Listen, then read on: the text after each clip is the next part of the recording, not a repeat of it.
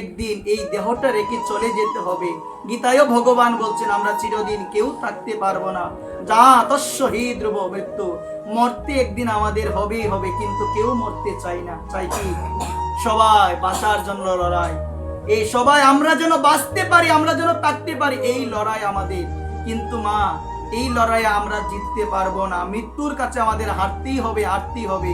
কিন্তু মা, কথা হচ্ছে কি, আমরা যেন মা আমাদের মৃত্যুর পূর্বে জগতে যেন এমন কিছু করে যেতে পারে মা, মৃত্যুর পরেও যেন জগতের মানুষ আমাদের কর্মের জন্য আমাদের স্মরণ করে একবার।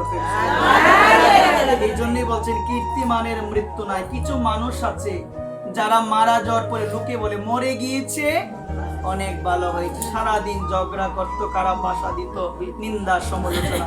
কিছু মানুষ আছে মারা যাওয়ার পরে অনেকে বলে লোকটা ছিল গো অনেক ভালো, লোকটা ছিল অনেক ভালো। মা, এখানে সকলের জন্য এই নিবেদন, জন্ম হোক যথা তথা, কর্ম হোক ভালো। মা, জন্ম তোমার কোন জায়গায় হয়েছে এটা মানুষ দেখবে না মা, মানুষ দেখবে তোমার কর্মটা, তোমার কর্ম কতটুক ভালো, তুমি তোমার কর্মের মাধ্যমে মানুষকে কতটুক সুখ দিতে পেরেছো, তুমি কি তোমার সমস্ত কর্ম গোবিন্দ চরণে সমর্পণ করতে পেরেছো, এটাই দেখবে মা।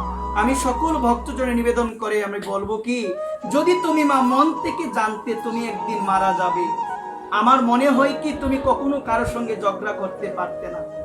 যদি তুমি মন থেকে মানতে পারতো, হয়তো বা তুমি জানো যে তুমি একদিন মরবে, তুমি কি দিনে একবার ভাবো যে তোমাকে একদিন মরতে হবে?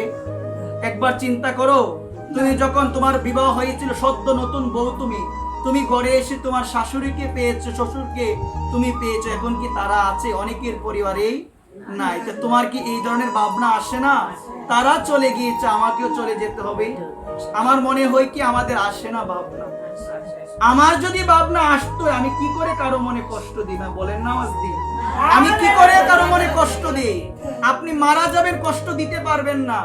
গৌতম বুদ্ধের কাছে এক ব্যক্তি গিয়ে বললেন, মানুষ যখন আপনার সঙ্গে খারাপ ব্যবহার করে, কঠিন পরিস্থিতিও হয়, আপনি এত শান্ত কিভাবে থাকেন? তখন গৌতম বুদ্ধ সেই ব্যক্তিকে বলেছিলেন যে আপনি আমাকে এই ধরনের বৃথা প্রশ্ন কেন করছেন? আপনি বাঁচবেন মাত্র 7 দিন, আপনি বাড়িতে চলে যান, এই প্রশ্ন করার কোনো দরকার নাই। সে বাড়িতে চলে গেল। গৌতম বুদ্ধ তাকে জানিয়ে দিল তুমি বাঁচবে কয়দিন? 7 দিন। বাড়িতে গেল, মনে আর কোনো শান্তি নাই, লোকের সঙ্গে ভালো ব্যবহার করে, কারণ মনে ঢুকে গিয়েছে সারা জীবন করলাম খারাপ কাজ, এখন তো গৌতম বুদ্ধ আমাকে জানিয়ে দিল বাঁচবো কয়দিন, এখন আর খারাপ কাজ কারোর সঙ্গে আমি আর করবো না। অন্ততপক্ষে 7টা দিন আমি যেন একটু মানুষের সঙ্গে মিষ্টি ব্যবহার, ভালো ব্যবহার যেন আমি করে যেতে পারি, আমি আর কিছু চাই না। যখন 6 দিন হয়ে গিয়েছে, মনের মধ্যে একটা চিন্তা আসলো যে সারাটা জীবনই খারাপ কাজ করলাম, কখনো ভালো কাজ করলাম না, মাত্র গৌতম বুদ্ধের কাছে যাওয়ার জন্য জানতে পারলাম 7টা দিন, ওই 7টা দিন একটু ভালো ব্যবহার করার চেষ্টা করছি। এই ভাবনা 7 দিন হবে। গৌতম বুদ্ধের কাছে গেল, গিয়ে প্রণাম জানিয়েছে, বলছেন আপনার কাছে এসেছিলাম আমি 7 দিন পূর্বে, আপনি আমাকে বলেছিলেন আমি 7 দিন বাঁচবো, আজকে আমার শেষ দিন, আজকে আমার শেষ দিন। এই কথা বলার পরে গৌতম বুদ্ধ বললেন, তুমি যে আমাকে প্রশ্নটা করেছিলে যে আমি মানুষের সঙ্গে ভালো ব্যবহার কিভাবে করি, আমি এতটা শান্ত কিভাবে থাকি, আমি ভালো ব্যবহার কিভাবে করি, তুমি কি সেই প্রশ্নের উত্তর পেয়েছো? বলছে না। বলছে পাও নাই? বলছেন এই যে গত 7টা দিন তুমি কি কারোর সঙ্গে খারাপ ব্যবহার করেছো? বলছে না, করি নাই। বলছে কেন করো নাই? বলছে আপনি না আমাকে বলেছেন আমি 7 দিন বাঁচবো, তো আমার মনে হলো কি আমি যেহেতু 7 দিনই বাঁচবো, আর কারোর সঙ্গে খারাপ ব্যবহার করবো না। তাহলে কি তুমি উত্তর পাও নাই? বলছে হ্যাঁ, এখন পেয়েছি।